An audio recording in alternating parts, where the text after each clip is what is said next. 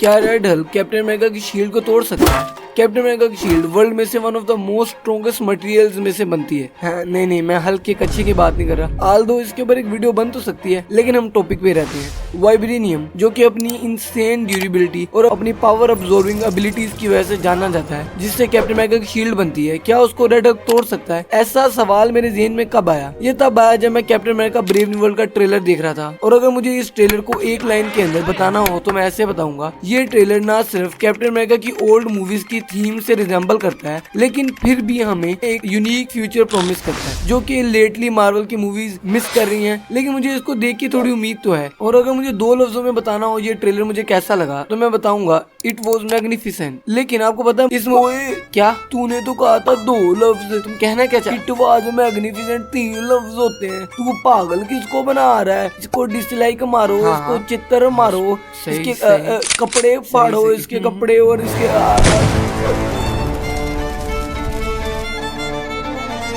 तो मैं क्या कह रहा था, आपको पता है कि मुझे इस ट्रेलर से भी ज्यादा इंटरेस्टिंग क्या लगा? इस मूवी का पोस्टर। इस मूवी का पोस्टर कितना सिंपल था। ये बकाया सुपर हीरो मूवीज के पोस्टर की तरह नहीं था, जिसमें एक पोस्टर के अंदर 20-20 एक्टर्स की तस्वीरें थोपी होती हैं। कितना सिंपल था। ये एक आर्ट है, आर्ट। लेकिन आपको पता है इस पोस्टर के अंदर मुझे एक मोटे हाथ और एक तवे के अलावा क्या दिख रहा है? वीडियो का आइडिया। या मुझे इसी से वीडियो का आइडिया है, जिसमें आप देख सकते हैं कि रेड हल्क की सिर्फ फिंगर्स से वाइब्रेनियम की जो शील्ड है वो क्रश हो रही है, साइड से डेंट पड़े उस पे। और लास्ट टाइम हमने ये किसको करते देखा था? ऑब्वियसली थैनोस को। इन्फिनिटी वार के अंदर जब वो अपनी फिंगर से विजन के सर से गोटी निकाल लेता है। तो अगर रेड हल्क इतना पावरफुल है तो ये काफी क्रेजी है। अगर वो सच्ची में इतना पावरफुल है तो हमारा कांगड़ी पहलवान इतने बड़ी चट्टान से लड़ेगा कैसे? वो तो इसको इसकी पतीले के अंदर पैक करके घर भेज देगा। मैं उम्मीद करता हूँ वो इससे लड़ ही ले। लेकिन हम पतीले और कांगड़ी पहलवान की बात नहीं करने हैं, हम बात करने हैं कि क्या रेड हल्क वाइब्रेनियम को तोड़ सकता है। तो हम इसका कॉमिक्स एनालिसिस करेंगे और देखेंगे कि रेड हल्क ने कॉमिक्स में क्या क्या किया है और क्या उसने कॉमिक्स के अंदर वाइब्रेनियम को तोड़ा है। So let's dive into it. Welcome to move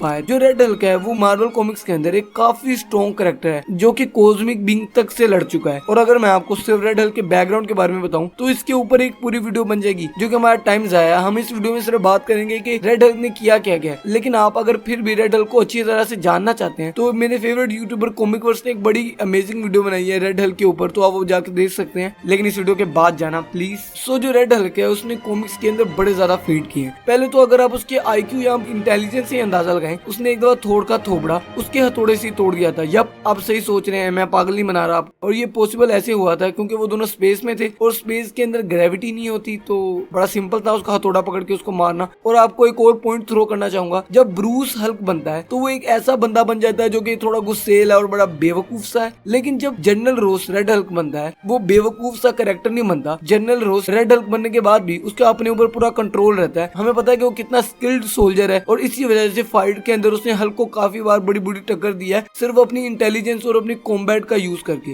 अगर आप उसकी स्ट्रेंथ की बात करेंगे तो रेड हल्क ने एक दफा शील्ड का उड़ता हुआ महल जमीन पे गिरा दिया था। मैं बात कर रहा हूँ हेली कैरियर के अंदर। उसने अपनी सिर्फ शेयर स्ट्रेंथ और अपनी IQ से हेली कैरियर को तबाह करके जमीन पे ले आया था। उसके पास ना सिर्फ स्ट्रेंथ के साथ साथ बड़ी एक यूनिक एबिलिटी है, जो कि उसको किसी भी चीज की पावर अब्सॉर्ब करके बहुत ज्यादा पावरफुल हो सकता है। और वो इतना पावरफुल हो चुका हुआ है कि वो कॉस्मिक एंटिटी से भी लड़ चुका है। तो आप अंदाजा लगा सकते हैं कि रेड हल्क कितना पावरफुल हो सकता है एक पॉइंट पे आके। एक इश्यू के अंदर जब रेड हल्क के ऊपर एक एटॉमिक बॉम्ब फेंका गया था, तो उस बॉम्ब से उसको धूल बन जाने के बजाय वो उधर खड़ा रहा और उसने पूरी की पूरी उस एटॉमिक बॉम्ब की एनर्जी अब्सॉर्ब कर ली और वो अनइमेजिनेबली पावरफुल हो गया। तो अब इसे देख सकते हैं कि रेड हल्क पावर अब्सॉर्ब करके किस लेवल तक पहुंच सकता है। और इतनी ज्यादा पावर्स और एबिलिटीज होने की वजह से जो रेड हल्क है वो हल्क को भी कॉमिक्स के अंदर काफी बार बड़ी बुरी टक्कर दे चुका है। लेकिन अब हम बात करते हैं कि जब जब रेड हल्क का सामना वाइब्रेनियम के साथ हुआ तो तब क्या हुआ। एक इशू के अंदर जब रेड हल्क की फाइट आयरन मैन से होती है और वो आयरन मैन का सूट सिंपल नहीं होता, उस आयरन मैन का सूट वाइब्रेनियम से बना होता है। या मैं भी RDJ को एक दफा वाइब्रेनियम के सूट में देखना चाहता हूँ। और हमें पता है कि अब RDJ वैसे भी